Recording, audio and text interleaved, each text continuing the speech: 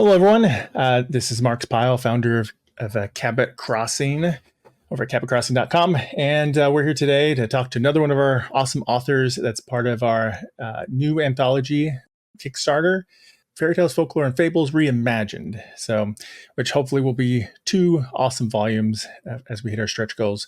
So we're going to tease one of our authors today, which is Bobby. Bobby, can you introduce yourself, please? Hi, yes, I'm Bobby Nash. I write all kinds of stuff. I got some book cover thingies back there on the wall. I write a lot of different genres. I do a lot of crime. I do a lot of crime and thriller fiction, stuff like that, but I also do a good bit of sci-fi and things of that nature. So, yeah, the idea of this was right up my alley when you first made the pitch, and it was like, oh, I kind of like the idea of playing with like the idea of fairy tale tropes and because there's a lot of good stuff. And it's also stuff that people know.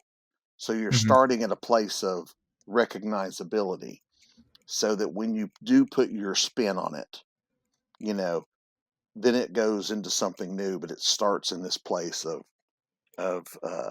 recognizable, Mhm.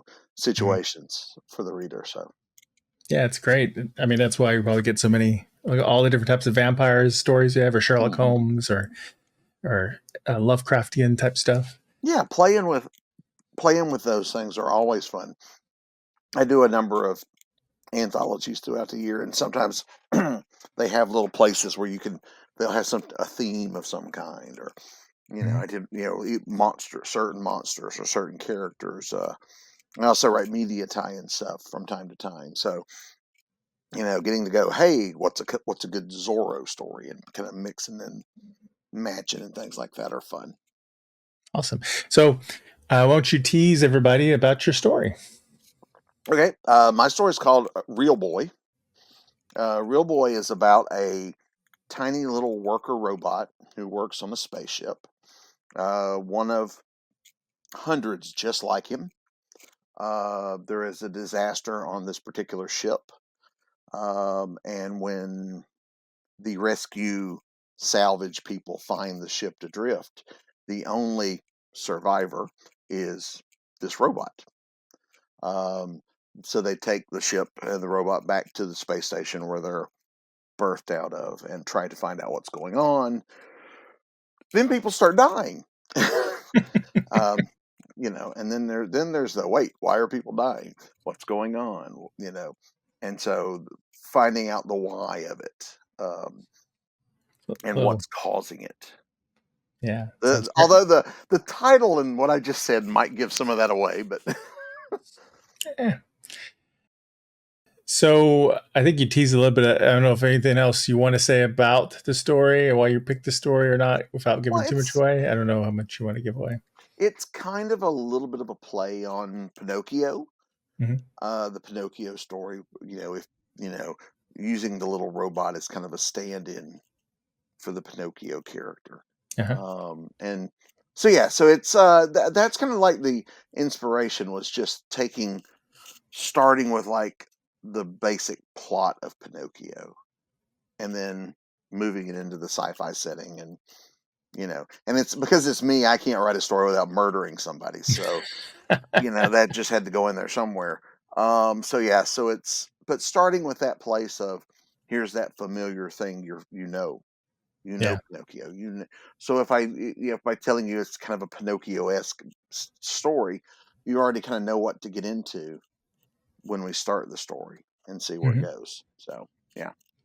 So, growing up, is there any other like fairy tales, folklore type stories or fables that maybe really stood out to you? Well, I guess like most people my age, we grew up with the Grimm's fairy tales, and we had the Grimm's fairy tale comics too at the time. Oh yeah. And uh, but Disney certainly incorporated a lot of these things into the cartoons that we saw growing up. And um, as I got older, I realized, many of the fairy tales were much darker than uh, the what we would see in the cartoons. Hmm. But folklore is fun. Folklore, because folklore is different for different countries. Yeah. it means different things. There's different ones specific to certain locations. And sometimes when you're doing stories, you can play on use those folklore to kind of tie the story to a particular area, or it's a good place to jump off from. I did a Kolchak the Night Stalker story a couple of years back, and it was set during his time as a war correspondent in Vietnam. So I researched Vietnamese folklore, which gave me something cool for Kolchak to run across, and then the story could go from there. So playing with those type of things can always be fun for a good kicking off point. Certainly in the case of Real Boy, Pinocchio, the idea of an inanimate object wanting to become a human Mhm. was the kickoff point. So yeah, so fun stuff. It's fun to play with those. Plus, like I said, there's a familiarity there for the reader, so Yeah. they go in with some preconceived notions. So sometimes your twists can work well because they're already expecting it to go one way, and you can kind of twist. And so yeah, so Yeah. those things are fun to play with. Lots of more deaths. Hmm. Yeah, yeah, lot more. Yeah, like when when he went out with like in the Disney version, when he goes to the island, he's out there and they're drinking and all that stuff, and they turn into like donkeys and whatnot. If Yeah. you Which I throw in remember that some, being pretty creepy when I was a kid. yeah, well, throw in some death in there. It's there you go. Lets you gonna know where we're headed. So, but yeah, but I write a lot of crime and thrillers, so murdering characters is it's just what it's just second nature these days. Well, speaking of that, what are some of your other current projects that are out or coming out?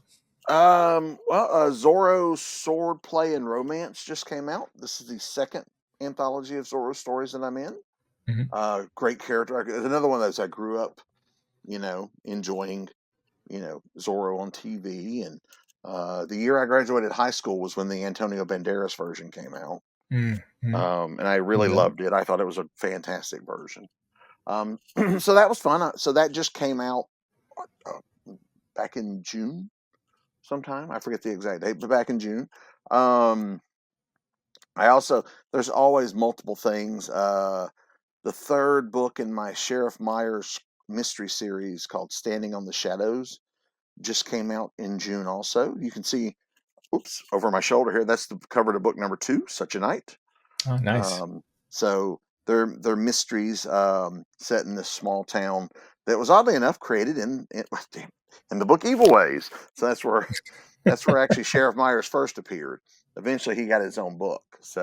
Um, so that just came out, and I'm currently putting together the collection, which will put all 3 novellas in one like omnibus collection.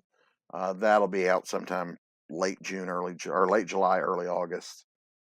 And there's all kinds of other stuff. The Hawk in New York comic should be out soon. Issue number 8. I wrote that. Um, there's more, but I'm blanking. Uh, Yeah, you've written a lot, there's a so lot. Yeah, there's a lot. Well, and a lot of times with stuff in the pipeline, I don't know when it's going to come out. I just know it's in the pipeline. So there's several Domino Lady projects. There's a Green Hornet novella that's out there. I don't know when it's going to come out. I wrote a story for a Remo Williams anthology. I have no idea when it's going to come out. So there's a lot of that. There's a Lance Starr novel. You know, they're done. I just don't know until the publisher goes, "Hey, we're going to put this out this day." I usually don't know. nice. So it makes it hard to promote and plan. But yes, it's some and there's this weird thing with working with multiple publishers.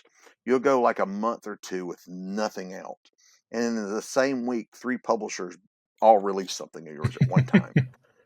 So then you're scrambling, going, okay, which one do I promote first? So so yeah, so there's a lot of that, and then but I'm always doing stuff. I do serialized stuff on Patreon that then we release later. Uh, a lot of just different things. Yeah, there's a lot. Yeah, I know If you, your yeah, booths always have tons of books. yeah. So If you go to, well, you got it there at the bottom, my website, bobbynash.com, you can see I trying to keep everything up to date as much as I can. So yeah, where it's a fun job, but it's a busy job. All right. Well, thank you so much for joining us for this and for participating in this anthology. I think everybody's going to Thank you really so love much your for having me. Yeah, thank you so much for having me. yeah. I think everybody's going to love your story. Everybody, check out the Kickstarter if you'd like to read this story. Get that Kickstarter a kick. Back it up. I don't know what I need to come with some good slang for it. And if nothing else, think of this. I always think a Kickstarter is a great way to pre-order your book. You're absolutely guaranteed to get it when it comes out. Yes, for sure. And And all of our backers get it. yep, Probably going to get about 3 months or so in advance. nice. So it's going to be pretty nice. All right. Well, thank you so much. Thanks everybody for joining us. See ya.